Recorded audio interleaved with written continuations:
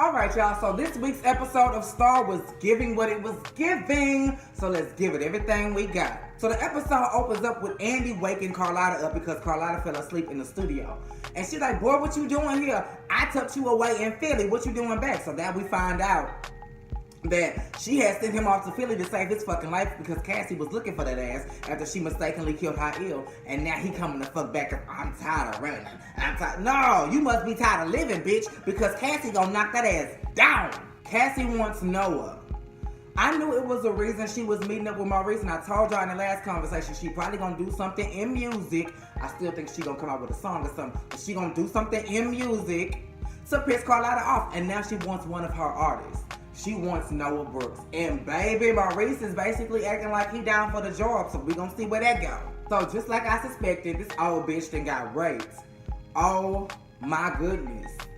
And at first, I didn't even remember. You know, she was doing the clothes or whatever, and he like, Grandma, what's wrong with you? And baby, she get a black eye. She was like, don't touch me. Oh no, oh no. And I was like, oh no. And then once Derek found out, he got angry and he wanted justice. And you just watched me, baby. The last time you tried to just watch me, you ended up a paraplegic. And I don't want that to happen to you. You are too fine, Derek, for you to be not operating like you should. So I really need for you to, hold on.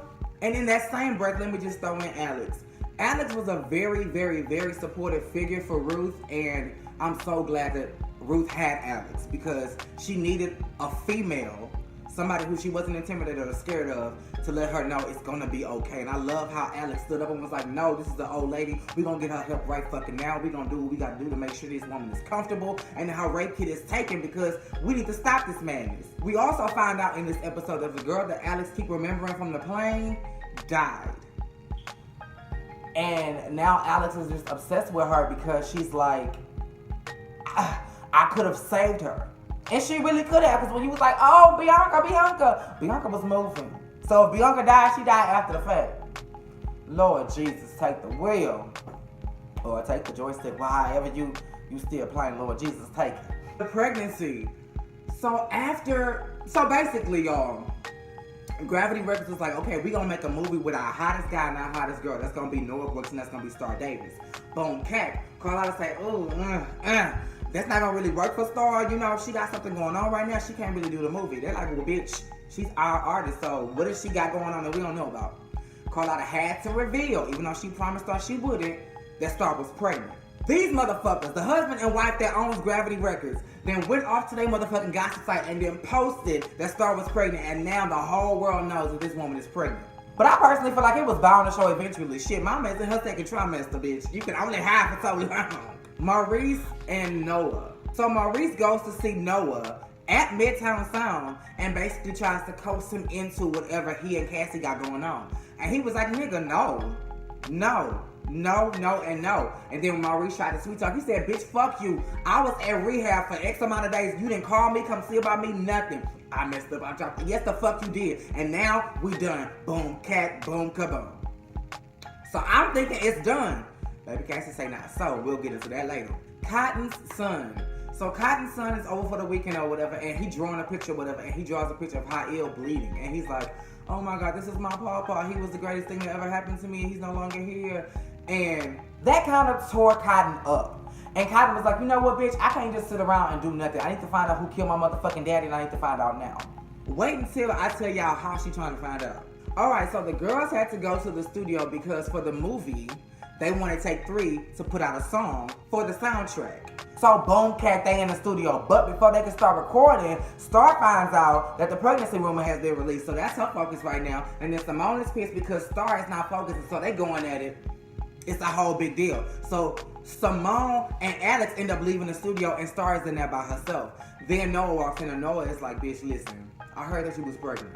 And I know we had some fun on tour and it might not have been serious, but if it's mine, you need to let me know.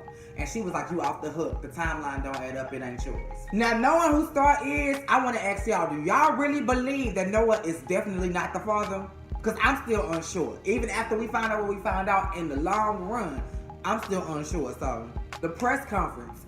So, they have a press conference basically to announce the movie featuring Star and Noah, which I think should become Simone and Noah because Simone sold that shit and we'll get into that. So at the conference, they like, well, we want to ask questions about the movie, but as we can see, the social media is blowing up and all they want to know about is Star. So Star, what's going on with this pregnancy? Who's the father? And she like, that's none of y'all business. And they kept asking, they wouldn't move on until she answered the question, so the bitch went off. Ask y'all motherfucking mama who y'all real daddy is, bitch. Oh, Lord, and that was that. So that's when Simone goes into, I guess, the office of the husband and the wife that own the situation, Miguel, and I forgot the woman name. No, it is Miguel, right? Mateo. So she go into their office or whatever. She like, I want to audition for the role. I'm perfect. I am the girl. Boom, K. But I don't know if it was really an audition because at the end of it, she was like, don't ever fucking come in my sister like that, bitch, because I will end you. That's a promise.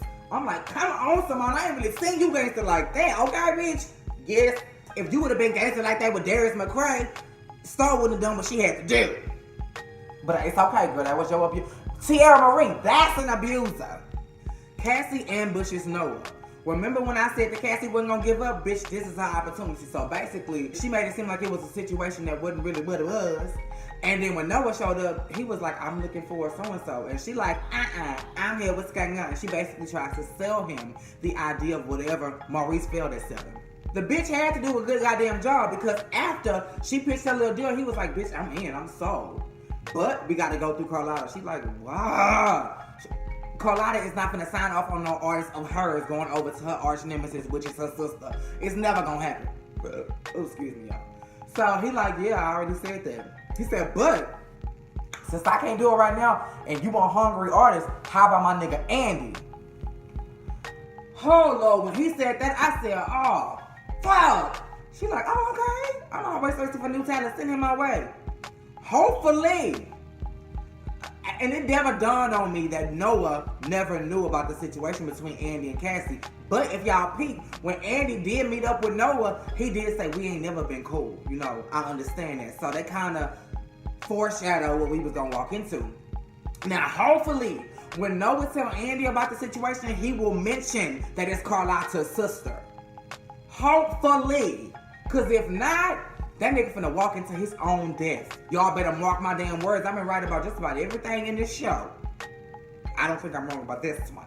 The girls make up. I guess the girls put their differences aside and was like, you know what? Let's just make up. Let's just, have a good time. Alex saw how precious life was with not only her situation, but with Ruth's situation. Simone had her situation with Angel, and we'll get into that. And then Star has new life growing inside of her. So I guess they all was like, bitch, let's just stop being petty and love on each other like we want to do. So then Carlotta goes up to Cassie. She like, stay the fuck away from my daughter. Stay away from my daughter. And Cassie like, bitch, why you trying to protect people? The one person you trying to protect is the one person I'm trying to get at. Release him to me and there won't be no smoke between me, you, and your daughter. But I'm going to talk to my niece whenever I want to. And don't be pushing on me is what she said. She said, don't be pushing on me. Now, this song that the girls put out, the song and the video is every fucking ooh, that video is everything. And y'all in that castle? Yes. I love it. And I guess who else loved it was Carlotta, bitch, because she took charge. She said, put it out. I'm riding with y'all. Put it out. You may own the company, but these are my girls, and they moving nice. Come on, Carlotta. That's that beast I know. That's that monster I know. Take charge. Don't let no nigga run over you. Simone finally talks to Angel again.